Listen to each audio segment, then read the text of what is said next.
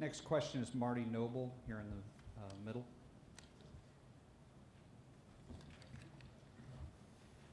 For Bert, Robbie said apparently there was a commotion in Puerto Rico. I wonder if you know what the commotion is like in the Netherlands. On what street?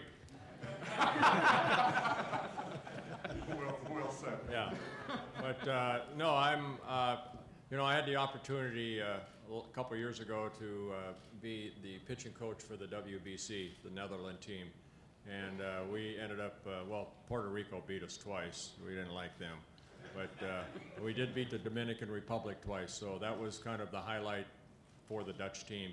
Hopefully they're honored. I'm very honored to go in as, a Minnesota Twin, also as a U.S. citizen, but also from being born in Holland.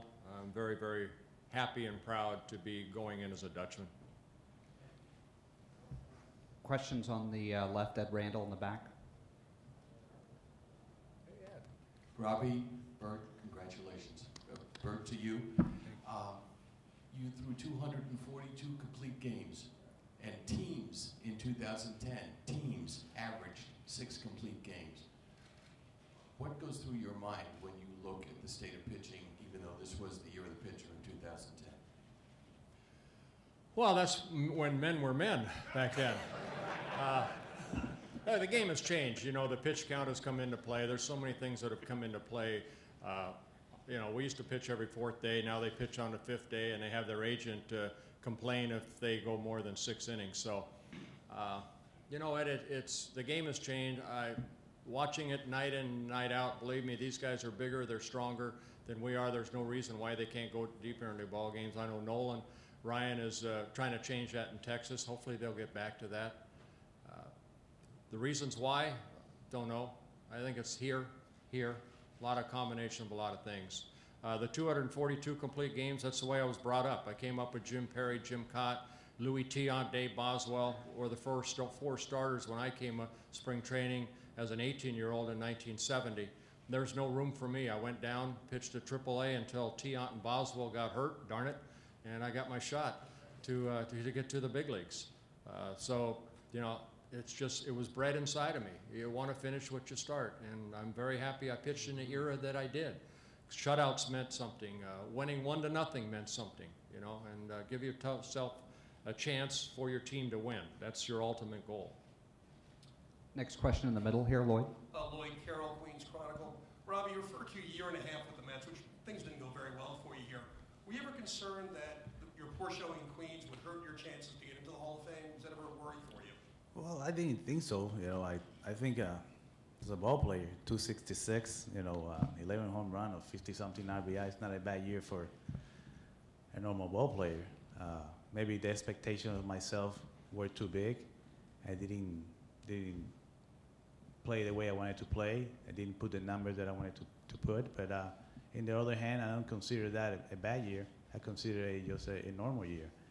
And it was we didn't, as a team, we didn't play good together, and we didn't put no excuses. Sometimes a ball player, you go out there and you do your best, and that's what you can do. But I didn't thought that those kind of years will dictate if I go to the Hall of Fame or not.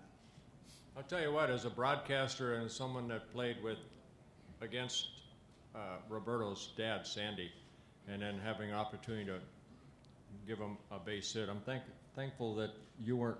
Nolan Ryan was the first one you got a hit off of. Yeah. Yeah, good. But watching these guys play defense was, they talk about Ozzie Smith. This guy was a wizard at second base. He was fun to watch, believe me. So there's more than just, hitting. There's a lot of elements that go into making a Hall of Fame player. This guy had the whole package. The question on the right, front row. First of all, congratulations, gentlemen. Marley Rivera from ESPN Deportes. This question is for both of you. You've had 24 hours, and of course, Robbie, I'm going to make you speak in Spanish again. And if you want to try it, Bert, welcome. You've had almost 24 hours to think about it. Did you dream about your speech last night? I was there last year when Andrew Dawson had a very, very touching speech. Do you already think about a speech? And particularly to Robbie, Mr. Orlando Cepeda started his speech in Spanish, and the first thing that he said was, "Estoy muy orgulloso de ser puertorriqueño. I'm so proud to be Puerto Rican." Can we expect the same from you? And can I just get, your answer in Spanish if you don't mind? In Spanish first. Por favor, gracias. Go ahead, Bert. No. Ah, todavía no he hecho un speech, pero yo sé que estoy bien orgulloso de ser puertorriqueño. Eso sí te lo puedo asegurar. I haven't think about my speech that I'm gonna make. I'm just enjoying the moment, but I'm proud. I know I'm gonna start by saying that I'm proud to be Puerto Rican. And I'm the same as Roberto. I don't think that's the furthest thing from our mind or my mind is, I'll have somebody actually help me write a speech so I don't sound completely like an idiot. So, but I do that very well anyway. So, no, I'm looking forward to it. Be a lot of fun. Two more questions, one over here on the left. Noel Piñeiro, periódico El Nuevo Día. Roberto, háblanos un poco de el impacto que tuvo sobre tu desarrollo también el jugar en las ligas invernales, el ser parte de Series del Caribe, que también ya se anunció que vas a ser introducido al Salón de la Fama del Béisbol de la Serie del Caribe este año. Y del detalle de cómo el pelotero en tu generación firmaba como agente libre, hoy en día a través del draft, y cómo eso ha afectado el desarrollo del béisbol en Puerto Rico. I just asked about him, talking about his time in the winter leagues and being part of the Caribbean series also. He's also going to be inducted into the Caribbean Baseball Hall of Fame this year. And about the opportunity he had to sign as a free agent, and now Puerto Ricans have to go through the draft, and that has affected Puerto Rican development. Well, playing. I think you asked me a question too in Spanish about playing in the Caribbean when I used to play in the States. I always loved to play in my country. I always took the time that when I finished playing baseball in the States, I used to go to my country and play winter ball. I think that helped me to become a better player, to understand the game more. And I followed my father's footsteps. My father used to do the same. I think Bert did the same. I think playing winter ball. And it helps, as a ball player, it helps you to understand the game a little bit more and stay in good shape. With the draft, if you had heard the Puerto Rican to draft ball players, I think I've heard we haven't had that much talented Puerto Rican ball players now in the professional level. But I hope the young kids can take this as inspiration, and we can see more kids playing baseball again.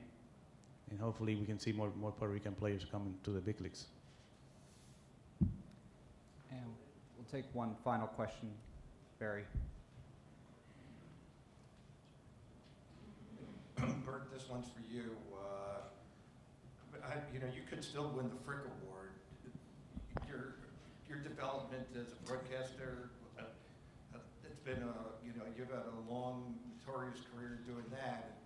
You probably are considered one of the top broadcasters in the country. Could you talk about that and how you were able to take this dour personality of yours and translate it into a great broadcasting career?